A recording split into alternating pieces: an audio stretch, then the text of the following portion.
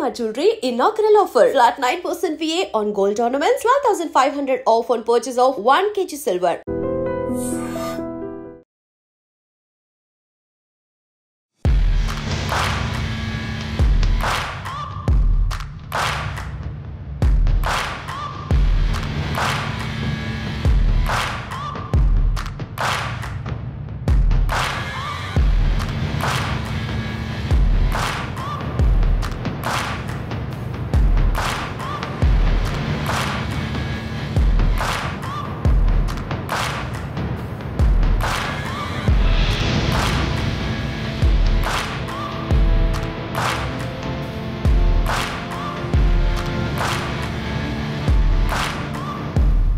పగలు కక్షలతో ఒకరిపై మరొకరు తీవ్రంగా దాడి చేసుకునేటటువంటి ఘటనలు మనం ఇప్పటివరకు సినిమాల్లోనే చూసాం.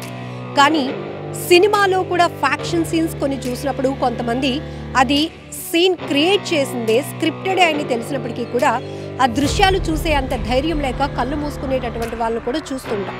ఇది సినిమా.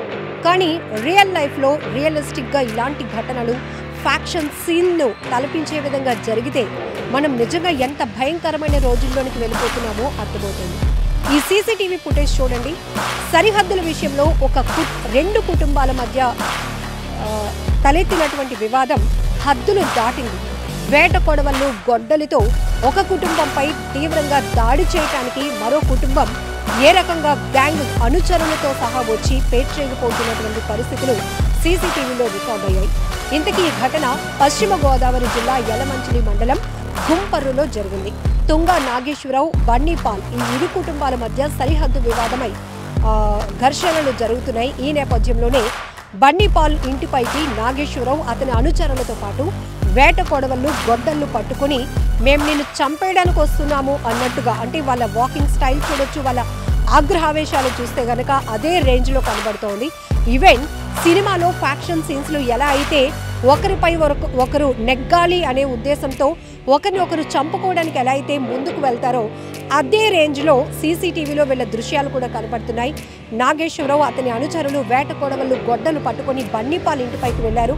అయితే ఇలా మమ్మల్ని చంపేస్తారు, ఆ ఫ్యామిలీ నుంచి మాకు ప్రాణభయం ఉందని తెలిసినటువంటి బన్నీపాల్ ఫ్యామిలీ అక్కడి నుంచి పరారైపోయింది. కానీ ఇంటి దగ్గర ఉన్నటువంటి సీసీటీవీలో రికార్డ్ అయిన దృశ్యాలు మొత్తం పోలీసులకు చూపించి ఇది జరిగిన విషయం, నిజంగా ఆ సమయంలో మేము ఉంటే గనక మమ్మల్ని తీవ్రంగా గాయపరిచి ఉండేవాళ్ళు, చంపడానికి కూడా వెనుకడుగు వేసి ఉండేవాళ్ళు కాదు, దయచేసి మాకు రక్షణ కల్పించండి అంటూ ఆ కుటుంబం పోలీసుని అప్రోచ్ అయింది.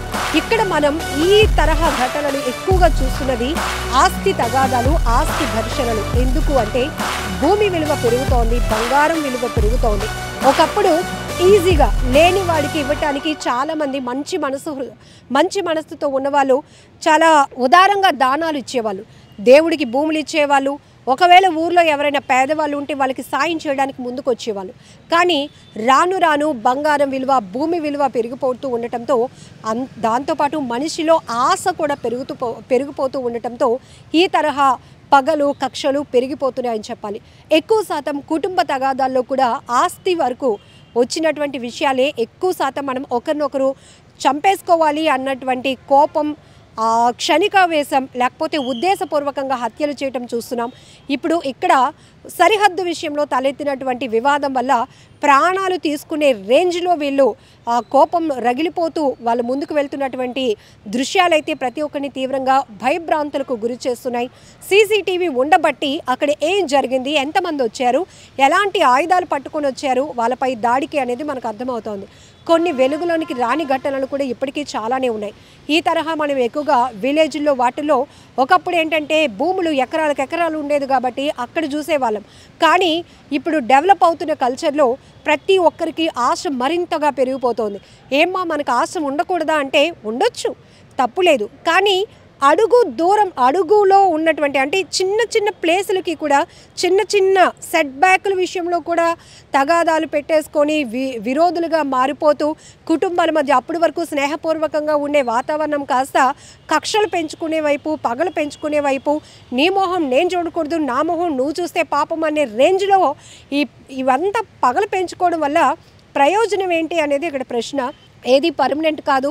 అలానే ఉన్న దాంట్లో మనకి చట్ట ప్రకారం న్యాయం జరిగే విధంగా కూడా ముందుకు వెళ్ళే అవకాశాలు ఉన్నాయి కాబట్టి సో పోలీసు వ్యవస్థను న్యాయ వ్యవస్థను అప్రోచ్ అయ్యి మీరు న్యాయం పొందటం కరెక్ట్. కానీ ఇట్లా ఒకరి మీద ఒకరు పగలు తీర్చుకోవాలి, చంపేసుకోవాలి, ఏంటి వేట కొడవళ్ళు గొడ్డలతో వెళ్ళి అటాక్ చేసేయాలి, తీవ్ర భయభ్రాంతులకు గురి చేయాలి, ఆ కుటుంబాలు పారిపోయేలా చేయాలి అనేటటువంటి ఆలోచనతో వెళ్తున్న వాళ్ళ విషయంలో చాలా జాగ్రత్తగా ఉండాలి.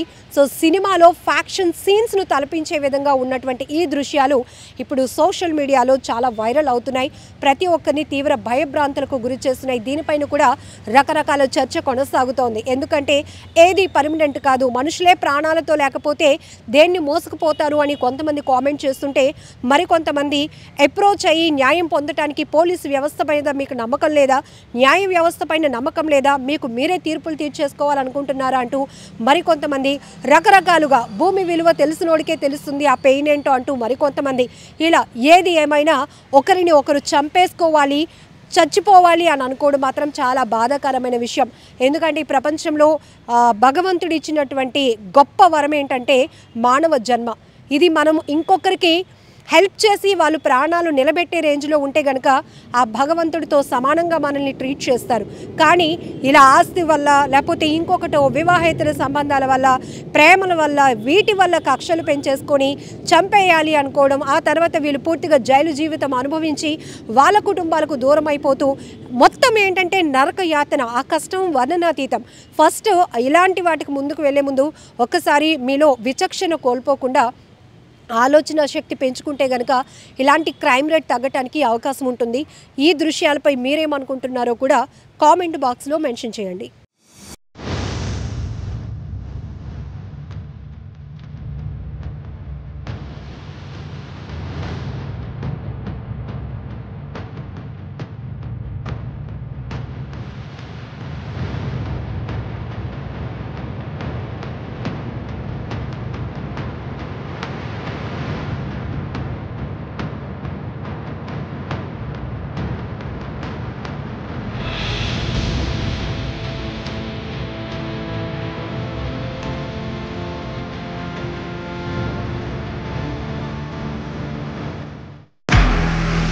నిజంగా ప్రస్తుతం ఉన్నటువంటి సమాజం దేనికి ప్రయారిటీ ఇస్తుంది? ఆర్థిక సంబంధాల చుట్టూ మాత్రమే తిరుగుతుంది. మళ్ళీ ఎన్నికలంగానే చాలా విరక్తి కలుగుతాను. మంచి అనిపిస్తుంది కదా, లేడీస్ కూడా ఛాలెంజింగ్ జాబ్స్ చేసినప్పుడు చాలా బాగుంటది. ట్రాఫిక్ అసిస్టెంట్స్ గా నియమించిన ట్రాన్స్జెండర్స్ అందరితో సాల్యూట్ చేయించుకుంటున్నారు. ఫుడ్ డెలివరీ ఇవ్వటానికి వెళ్ళినటువంటి డెలివరీ బాయ్ అనిల్ పై కళ్ళ ముందు